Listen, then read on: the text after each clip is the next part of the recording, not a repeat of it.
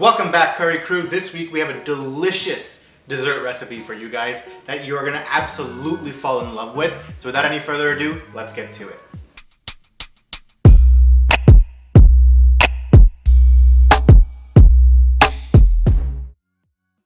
So guys, before we jump into the recipe, like always, make sure to punch that notification bell. And if you could, please give us a like and a subscribe. It really helps us out. That way we can grow our Curry Crew to bigger and better things. And without any further ado, let's jump right in. So guys, today we're making one of my most favorite desserts, which is a delicious panna cotta.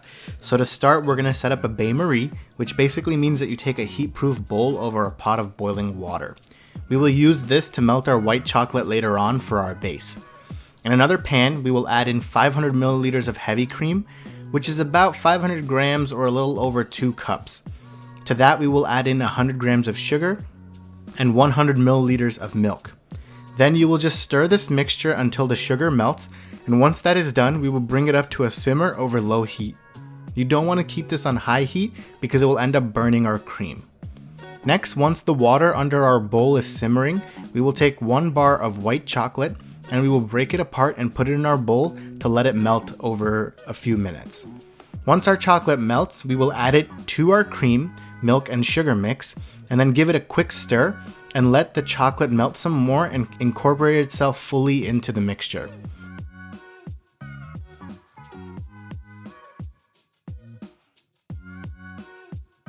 Next, we will take a teaspoon of vanilla and add it into our mixture, and again give it a quick little stir. Then we are going to add in our setting agent. So this recipe calls for 1 tablespoon of powdered gelatin or 4 gelatin sheets. However, if like us, you want to make sure that this recipe is 100% vegetarian, you can use 1 teaspoon of agar-agar, which is a great vegetarian alternative for gelatin. You can also use vegetarian gelatin if you're able to find some in your local store. After adding in your setting agent, you can use a whisk and give the whole mix a quick little stir until your gelatin or agar-agar are fully incorporated. Then you will bring it to a simmer over low heat. This recipe is absolutely delicious. Panna cotta basically just means like a set cream.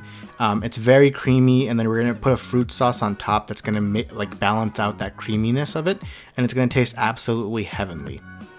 So once our agar-agar has been fully incorporated into our base, we're gonna pour that mixture that we made into a tray and put it into the fridge.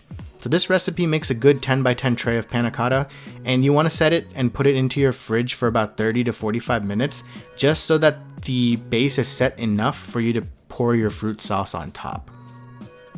Then once that is resting in the fridge, what we're going to do is we're going to start making our fruit topping. So into a blender go 1 cup of blueberries, a cup of mango, and half a cup of pineapple.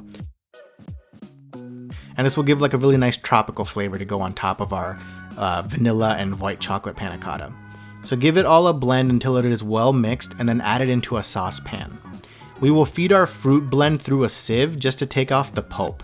You don't have to throw away this pulp. You can use it later to bake some like muffins or banana bread because it still has a lot of flavor and fiber left behind. However, if you don't want to keep it, you can feel free to just chuck it in the garbage. So to this fruit blend, we're going to add in half a cup of sugar and stir until it melts.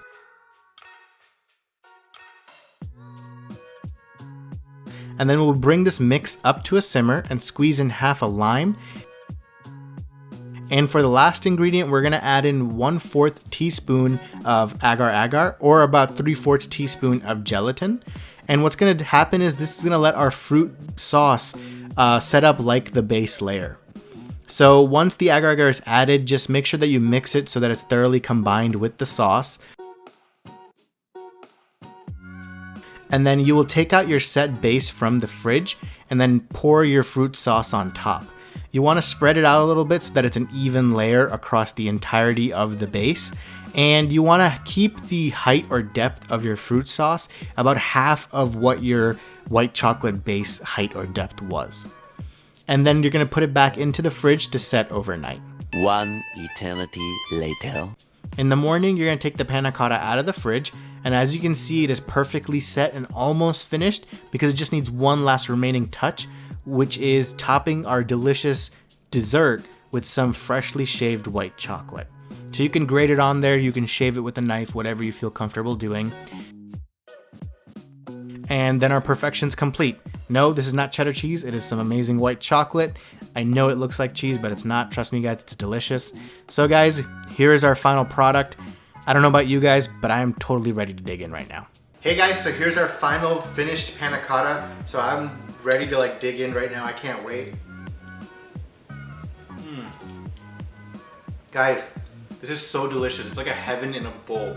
You know, you have this like really rich, creamy base topped with that delicious fruit sauce that we made, and the white chocolate flavor comes through like really nicely. It is so good. You know, it does take a little bit of time to make, but it's gonna be definitely worth it because of how delicious this is, guys.